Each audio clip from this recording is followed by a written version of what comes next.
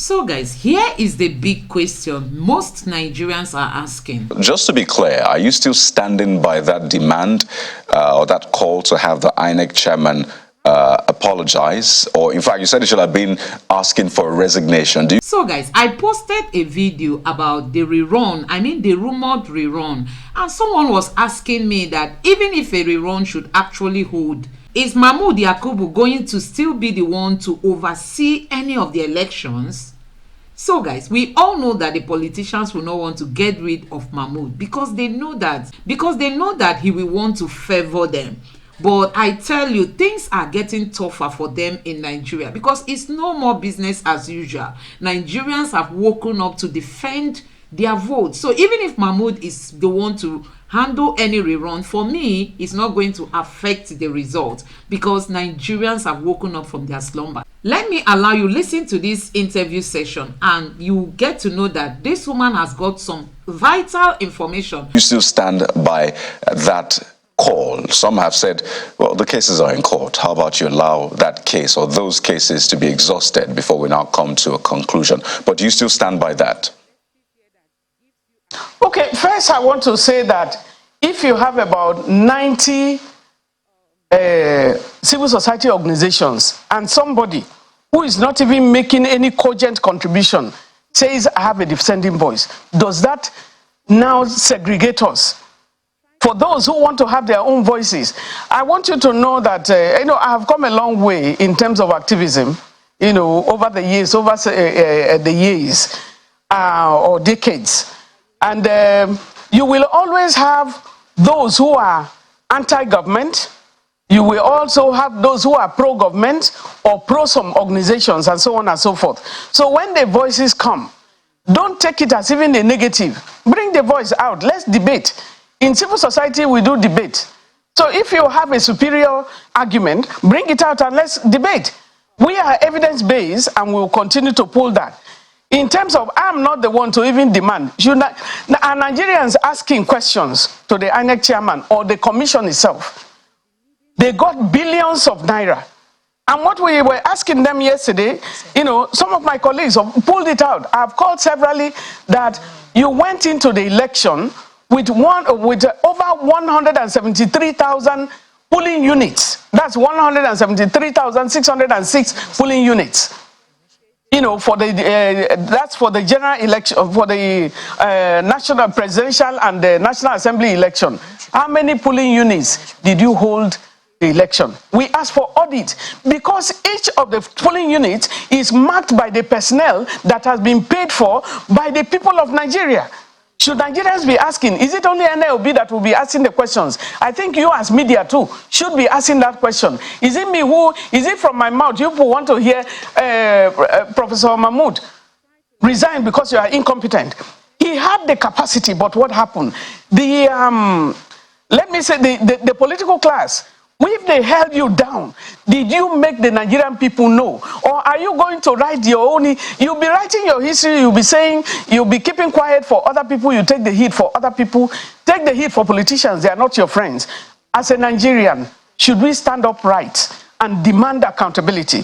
I demand accountability. I say for every kobo that was taken, it should be committed. Women are dying on the maternity death road.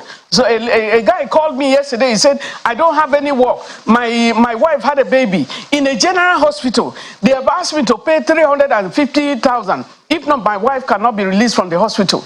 So people are dying on the maternity death road. Women are dying, children are dying, and then we are talking about, you spending billions that should have been set up, that would have built so many hospitals, and then you are not accounting for it. They should account for it. Everybody should go down to accountability. For every of that penny, it must be accounted for. All right. About what happened during the 2023 elections? Why was INEC so far short of what it said it was going to do and what it eventually did? So, in that regard, would you say that the INEC chairman was forthcoming, or were you able to elicit responses from the leadership of INEC from that meeting? No, when you start a meeting and somebody tells you, this is the way I want to go, he's the chairman of the commission. I already heard what I needed to hear. in terms of, but at least for once admitted that cash was a problem. That was admitted. And that happened, it's not only ActionAid. All of our members of the Nigerian Civil Society Situation Room sent out thousands of logisticians. And my colleagues challenged them yesterday. Why is a report coming out to say civil society organizations did not cover every polling unit? Are we supposed to cover every polling unit? Was media supposed to be in every polling unit? You take an example, we move to one place or the other, you take a sample. And then the accusation came out. He did not, the response was that there were glitches. There were glitches that happened with the IREV, with the, beavers and so on and so forth, but that the case was in court. We wanted, as civil society organizations, we wanted INEC to pronounce more results. INEC is the one that is supposed to be pronouncing results, not the courts. You are given the right to conduct an election and to declare winners. And you make a pronouncement, people challenge you, say go to court. What does that mean? We had differences in terms of, what was in the beavers, and, some results were online, and in some of those polling units, elections were not conducted. So you have reference point. It is INEC. The onus lies on INEC to say, okay, I have this result, but there is no election that went on here. And so the reports that were coming from the field, because what we used to do, the reason why we have walked this far and there wasn't disagreement until, this election, was that while conducting the off-cycle election, while INEC was conducting and we were observing, each time there is any issue anywhere, and we raise the radar, we have numbers to call. We're able to call and we get the responses. We get INEC already, immediate response to the things that we complain. Security is an issue, but we also report, and the reports were being carried out. So it made us to have a lot of trust. And that is a trust. For us, it was like a serious betrayal, because we trusted you. You said you would do this, you didn't do it. And we say, okay, let's explain. And what he said yesterday, though it was going the way, I know that, some of the civil society organizations said it is okay. Some of the reports, civil society organizations, send your report. One of the terms, we have our terms with INEC. If you monitor an election, you submit your result, your report. At the end of the day, hard copy, electronic copy goes to INEC. Do we owe them that? That's a responsibility we feel. And that's between our, those who are funding us as well. We have to give them the report, and you also have to give INEC. And this is the work. And INEC does not challenge. They're talking of review. Yesterday they said they were going to review the elections, but they are asking us, submit your reports. We use your report to review. But I'm happy that many civil society organizations were able to ask questions yesterday and to say, no, we cannot move forward. You need to talk about this. And it's important. At least for one, say there was a cash trap. And we were asking that time, we say, has the central bank, who promised that they will give you enough money to move logistics, because logistics has to move with liquidity. And INEC declared that they had received money, that they had received enough money.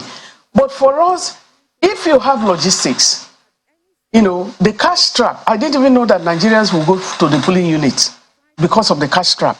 That the colorization of the Naira, they call it a change of Naira or whatever, they redesign it. It's not redesigning, they just color the Naira. And then the notes are still not available. Exactly, and then they were not available. And so my point was that, I felt very strongly that INEC was ready for the election.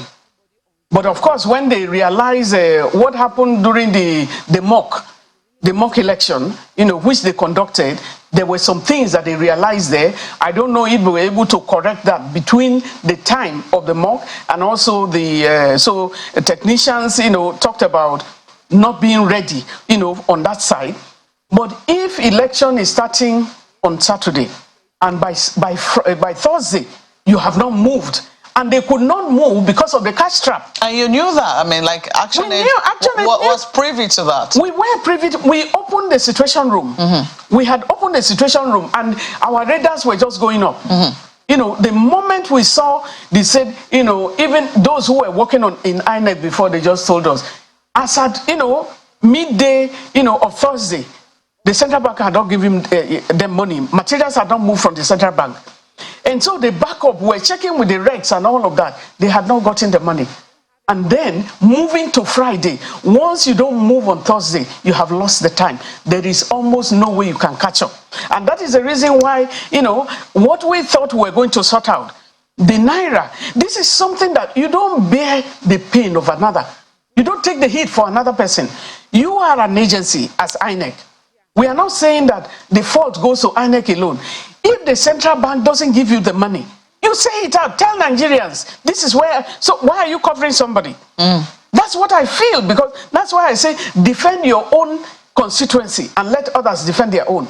But they came out to say they have been given the money. We talked to some reg. He said, talk to INEC chairman who said they have given us the money.